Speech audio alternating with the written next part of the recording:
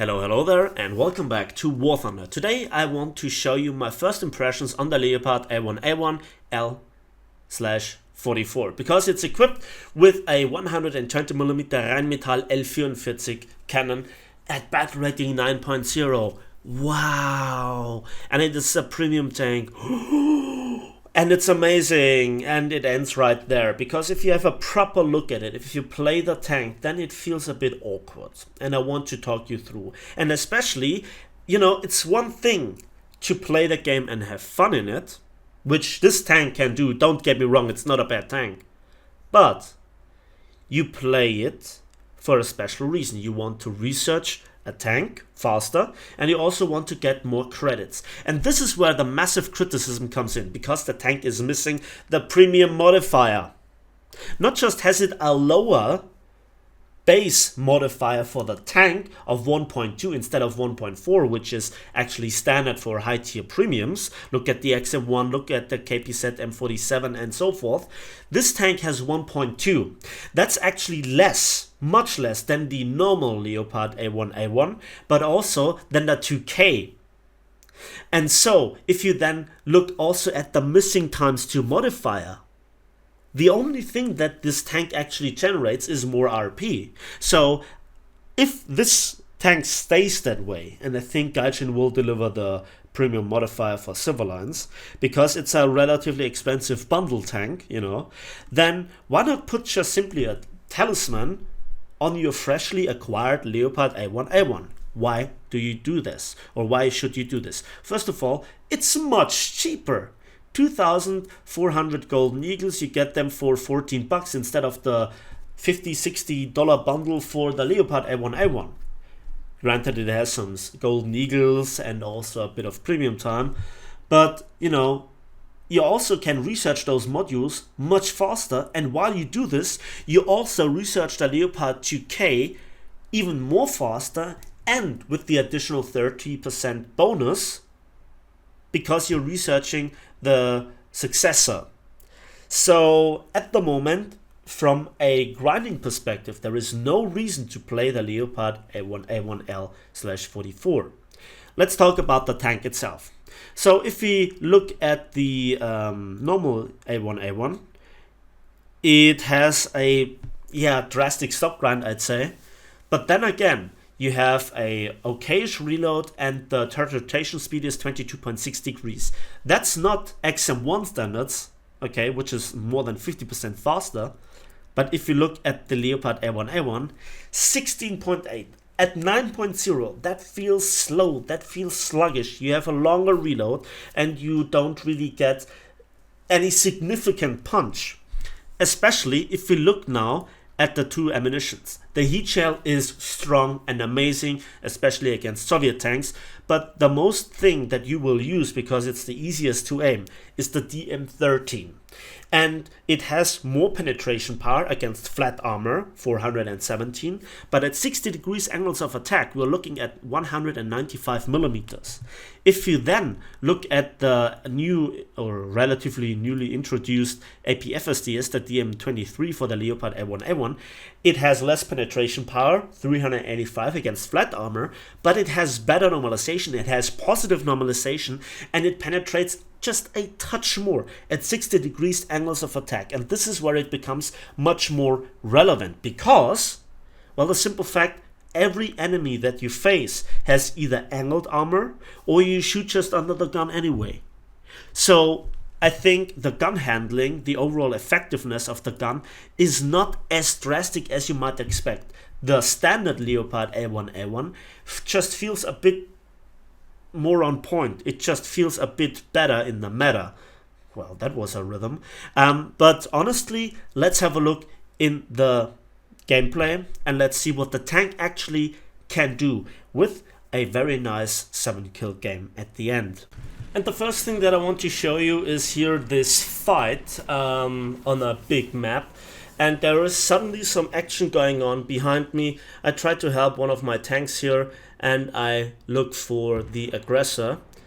Then I actually don't see anything, but I hear stuff around me. There is another support coming in, and I just disabled him, loader and track. So I need to hide myself. Now the engine is on fire, but the APFSDS went through the gunner's feet. That was a bit bad. Now I have disabled his gun, which is good, but you can see because of having to shoot so indirectly, it took me 4 shots. And now on this hillside, it's a bit strange to actually move, and I also want to show you now this scene. So the APFSDS went through my tank, just killing the commander and jamming my turret ring. Now I miss him, I wiggle the tank, he misses, and now he charges in. But I have now the slight reload advantage. He drives into my shot and he catches the full force of the APFSDS. And now the dance of 2 disabled ones. Now I think he cannot really defeat me, so I try to reverse. But I think that overall the tank is just a bit too sluggish. It is just a bit too unresponsive overall. The horsepower to ton ratio is below 20, just below 20 to be fair. But honestly, I have actually no real clue how this tank has the same battle rating as the XM1. It's not that the tank is incapable of dishing out damage. No, the gun is good by itself. For the single APFSDS round, and also if you switch to the heat shell, if you face Soviets or if you want to hull break stuff, it is a good combination of APFSDS and heat defense. But it is the gun handling, the slow turret traverse, the rather adequate but not very exciting mobility. And then if you look at the Americans at their top tier lineup and the fact that you very often face top tier, you just need this extra bit of performance and responsiveness, and you don't have this with this tank. So I'm judging this tank by its performance in battle, and yes, you can make it work, no doubt about this. But in many situations I didn't really see the point of this tank compared to the Leopard A1A1. And because it is cheaper, much cheaper in fact, to put that talisman on this tank, on the Leopard A1A1, which helps you researching the modules, going for the APFSDS, and then also more efficiently researching the Leopard 2K, and then you furthermore make more money because this tank has not the premium modifier. I honestly ask myself, what's the point of this tank? So now let's have a look at this battle scene before I come to the final battle, which then is actually showing what the tank can achieve and the good parts about this tank. So here I lost now my cannon breach in a comical fashion, and this is now where I think to myself, no, this guy must not repair faster than I am. And I had some bad experience before. Look at this reload bug, how long it takes me. I've not lost any crew. And then the shell bounces and just damages the fuel tank without actually, you know, setting it on fire. So I have to shoot through the engine once more. And now we charge in, and I think to myself, well, I love my aggressive gameplay, and such a tank must really support it. I'm not talking here about the armor, I'm talking about the mobility. If you sacrifice so much mobility, you need the if you sacrifice so much armor, you need at least this one. So helicopter coming in, and the most obvious thing that they have is the distraction factor. You hear a helicopter, and you hit it once with a machine gun burst, and you get it. Now honestly, helicopters are mostly a distraction rather than a serious threat. Yes, there are players out there, and there will be more players in the future that really know how to use their helicopters to their advantage. But if you're out of ATGMs, you're out of actually your usefulness. So you are nothing but an ATGM thrower floating in the air. It's like hanging a swing fire on the helicopter and calling it a good design. You know, it's the only efficient way that I can see helicopters.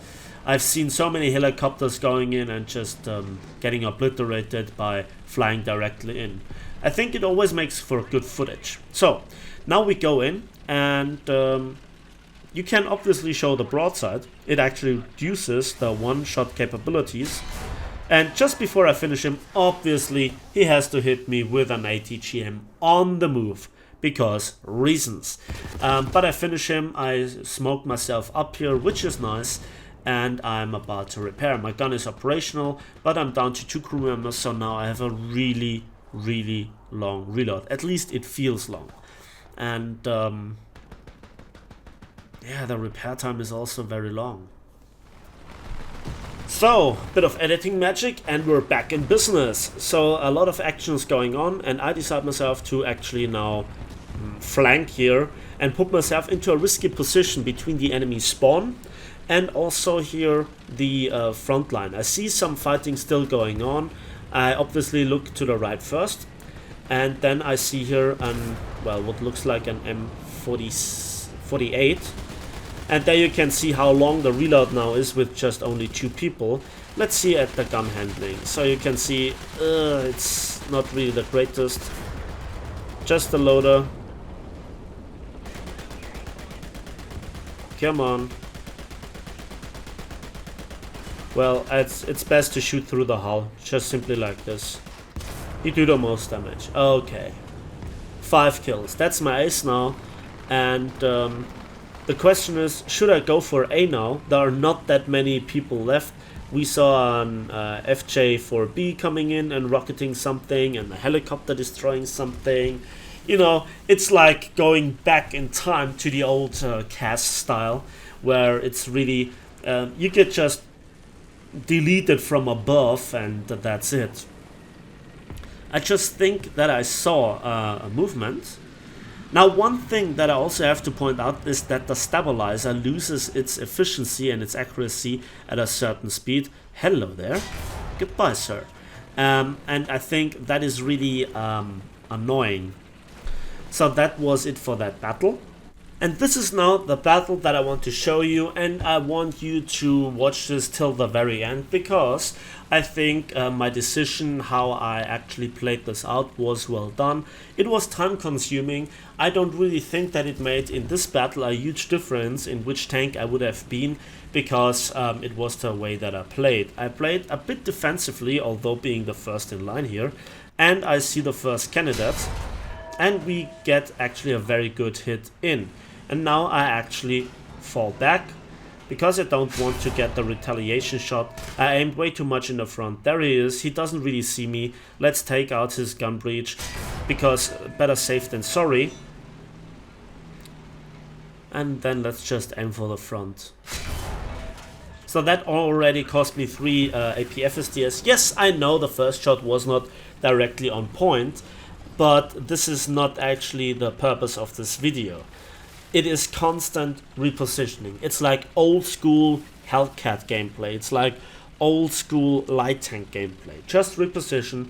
Don't really rely on your stabilizer and your just a quick response, because the tank with its performance does not 100% support this. So there we have achievement, and we do a lot of damage. Driver, loader and tracks. So sadly not the gunner. Anyways, I would have stayed in place, and I actually saw a shell coming by from a direction that I don't know of, and there is another shell coming in, so he must be at far range.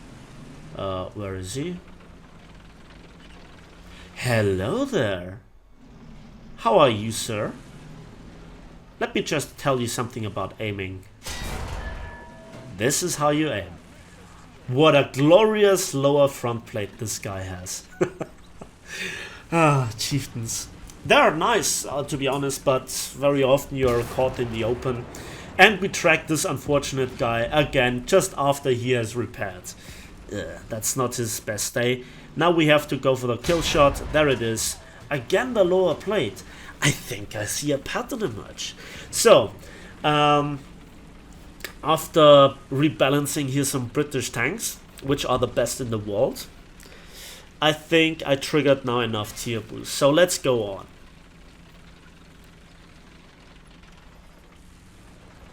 And be careful. Observe the surrounding. Stay in cover. Stay out of vision. always have the opportunity to go into hard cover. Practically you have to play it like a light tank. You just don't have the overall performance, the any sort of meaningful armor. Is that a free kill? Nope. It already has been killed. This is something that I find highly annoying in War Thunder, that you sometimes give your position away by firing on an already dead tank. If you have missed the combat message because you were preoccupied killing 2 chieftains, or you just don't see it visually. I have to say one thing.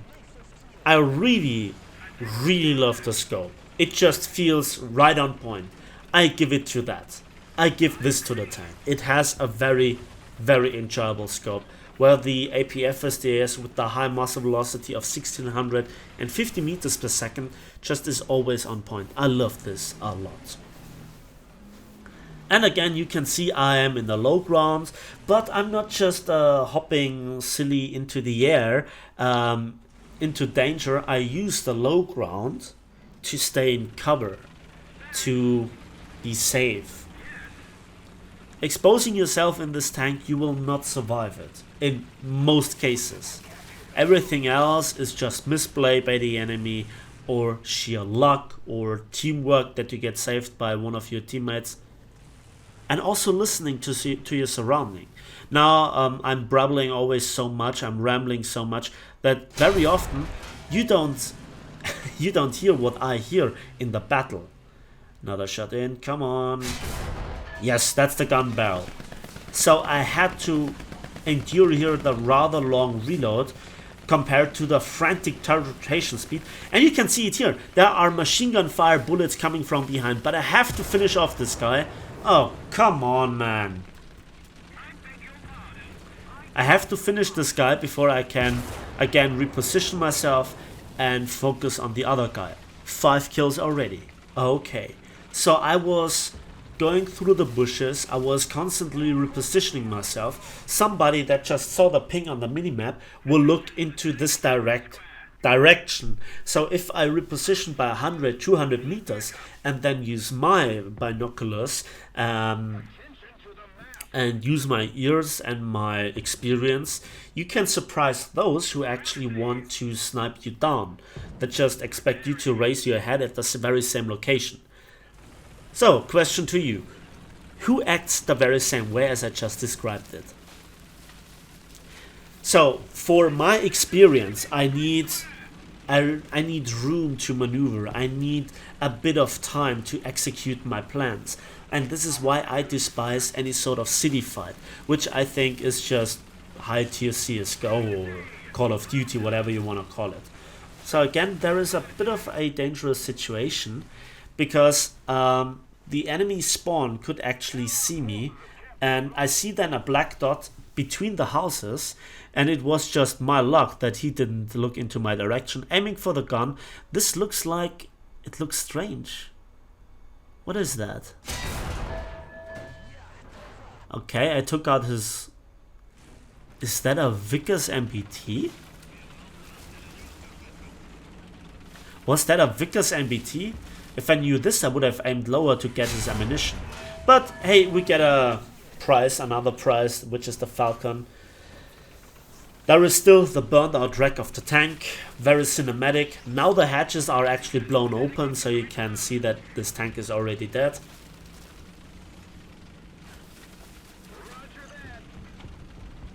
There you can see the reverse gear. It's not really bad, but it's not like XM1 style. Again, you have asked yourself how those two tanks have the same battle rating, how big the overall performance gap is, and I have to say, this just shows again the compression. I think yes, tanks need to have their own flavor. Not every tank can be at the very same level, but I think, you know, XM1 is still XM1. If you look at the stats, it's just very enjoyable to play, very fast, very maneuverable, very efficient, very good stabilizer. You have nearly everything except undefeatable armor. But I guess somebody suggests this in the official forums. I guess somebody that owns an XM1. But I digress. So let's move on. So we flank white, we take our time, and I think that is the wreck of the... Yeah, that's the wreck of the Falcon. So where is he? Is he that? This might be it. So we actually need to get our gun over the ridgeline without losing our cover. This is dangerous, this is dangerous. I'm feeling not very comfortable. Shot straight through the turret before he could retreat behind the house. Good, good, good, good. 7 kills. And actually, you know what? That's it for this battle, so I cut out the rest. So here, through ingenious editing magic, I actually cut out the rest of the camping season. The last enemy didn't want to come out to play with us, and I saved you 7 minutes. Let's have a look at the results. Not even 33,000 silver lines, and not even 5,000 research points. Granted, I didn't cap, I didn't get a kill assist, I didn't shoot down a plane, but I got 7 straight kills. And that is not a lot. I expect more, especially from such a premium tank. There you can see I have even a 15% RP booster. So I don't think that the tank is currently worth it. I would recommend for you to wait a bit more. Now, one thing that I have to point out here is that the AP FSDS costs you a lot. So let's have a look at this picture. So that's the result screen, and you can see the overall total income is 17,500 silver lines. That's half of this, and I don't really waste any ammunition. I got 7 kills out of this. Automatic purchasing of ammunition, 15,000 silver lines. Keep this in mind. Currently the tank is literally not worth it, but it's not the tank's performance that holds me back. It's the missing silver line modifier, and it's just this little detail I think Gaijin has to fix. And again, this is why I make first impressions, because you have to give time to Gaijin to fix such things. They should be obvious, and maybe I missed something. Maybe Gaijin doesn't give this premium modifiers anymore out, but this is an expensive tank. And remember, a talisman on the original Leopard A1A1 gives you just so much more. But it's a nice addition of the 9.0 lineup together with the TAM or TAM that I will have a look in the near future. So that's it for me today. Thanks for watching. Thanks for listening. I hope you enjoyed this video. Give it a like, give it a subscribe if you want to see more. Let me know in the comment section what you think about this format and your experience with this tank, or if this video has now convinced you to buy or not buy the tank. We'll see each other in the skies and on the battlefields of War Thunder.